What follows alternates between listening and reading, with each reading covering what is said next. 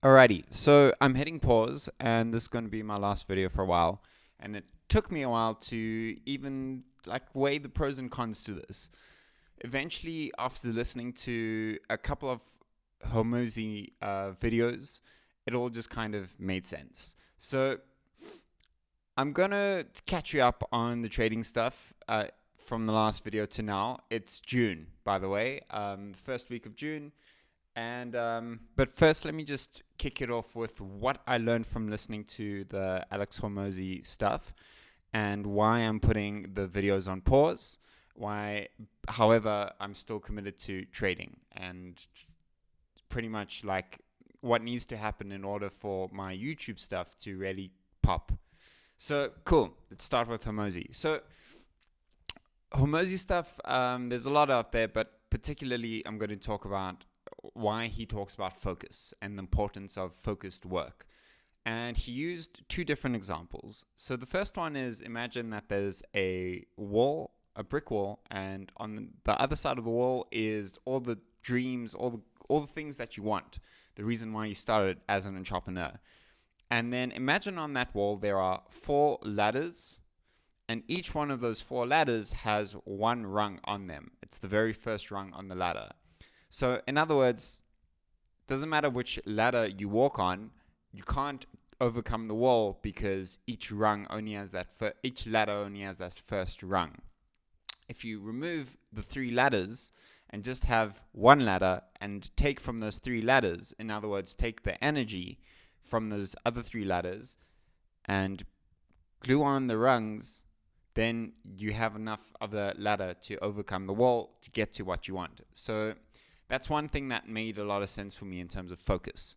The other thing that he mentioned was that when you eliminate all distractions, the only thing that is left is focus. And yeah, that makes a lot of sense too.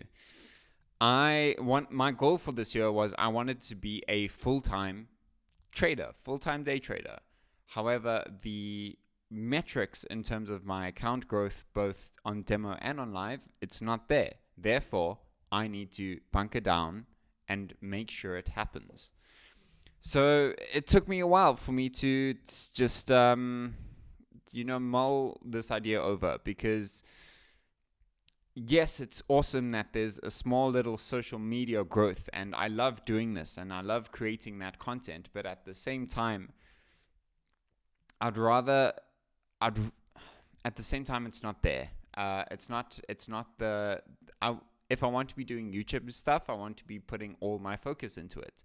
And it's just, it's detracting from my trading stuff if I want to be filming a video and documenting that journey after every single session. I can still journal with an actual pen and paper or with my own separate private videos. But yeah, as long as I've created that journal structure, but still just yeah, I don't know why. I don't know. It's taking away from my focus and my energy, and I really just want to bunker down and actually become that profitable full-time day trader.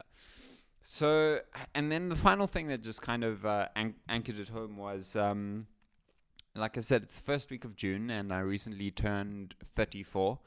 And whether you like it or not, that's like a gray area of middle age. Next month in July is going to be my 10-year anniversary of actually starting this entrepreneur journey. 10 years. It's a lot of years, and I'm nowhere near where I wanted to be. Yes, I've learned, and yes, I've gained a lot of experience in a whole bunch of different things, and I've grown in certain avenues, but in the financial avenue, I'm not there. So I just, yeah, that's another reason. Cool. So now that that is out the way, let's just dive in, guys. And this is what I've been up to since the last video. So, and that was recorded in April, I believe. So let's catch you up on May. I did a couple of demo account trades, nothing spectacular. Yeah, it's not growth, break even, and downsizing there. Then Coach Sandy was here for May, and so it was cool catching up with him again, catching up with other people who are also his students. And the following week after that, I decided to. That's pretty much when I decided to go all in on me. I yeah, I put a lot of money into getting that laptop upgrade that I've been mentioning in this whole series. I wanted to get this fast laptop so that I can upgrade my social media presence and content and get back into video editing and all that stuff. So, but at the same time, have a very good trading computer. So I got that laptop upgrade. I got a phone upgrade as well. So now I've got a very good phone so that I could trade online. So yeah, I put down a lot of money for that, and it just feels good to be working with good technology. And that's kind of where the wheels in the brain started going off, because now I have this laptop. Do I want to, put more time into making the social stuff looking good?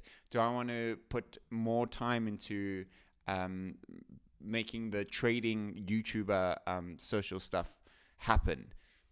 And that's why it took so long for me to figure out all this out. Because at the end of the day, yes, I do, but I also want to be a profitable trader. And it just makes so much sense to be a profitable trader as opposed to balancing a mediocre trader potential, or mediocre trading what's the word here, outcome, or what it would currently be, and at the same time balancing or like increasing output and quality for social media. I knew that wasn't going to work, so that's why I have to get rid of one to just focus on the other, win, and then the others, and then what I originally want, it'll work out. Cool. So yeah, I got all these upgrades. Then I spent some time on my phone doing some trading with my live account, and I lost about $80 live over time. Consecutive losses, it compounds. And simply, like, I would have loved to have used a demo account. However, the phone doesn't allow for that. So, that's just school fees at the end of the day. And I was okay with those losses. It seems as though my phone trading has improved small amounts since then. However, I'm staying away from my phone and my live account. I just want to continue tweaking with my live account on my computer. And before I even get there, I'm going to just stay with the demo. I really want to just prove to myself that I can do this at the end of the day. Cool. So, couple of other things before I wrap up. So I also was introduced, I also learned about the GAN fan by W.D. Gann. So I started practicing with that. I managed to source some of his books, started to read some of the other geometry-based authors from the 1980s. And cool. So that's kind of a bit of a catch-up. Now let me just tell you where I'm at now at the moment. So what I'm going to be focusing on is faster exits. And then in conjunction to that, I want to just track with every single trade. I'm going to be averaging for about 100 trades over here so I can track. So I want to see if by doing these faster exits, does the trade actually go in my original direction that I thought it would, or does it actually not? In which case, the faster exits idea worked well and they saved my account. So I'm looking forward to that test. And at the same time, from a book perspective, I'm busy reading Wyckoff's first book, and I just want to read his stuff at the moment. Yeah. So that's where I'm at. This is, like I said, this is going to be my last video for a while, until I am a full-time day trader, full-time profitable day trader.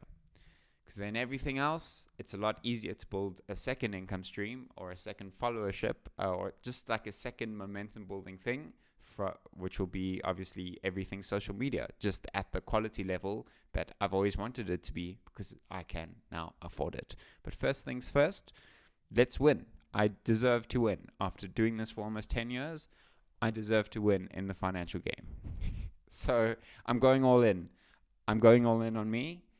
I'm going 100% focus. So this is me signing off, and I'll see you on the other side when I'm rich and profitable, and and I'm looking forward to that next level of the game. So cool. Thanks for watching, and I'll see you on the other side. Take care.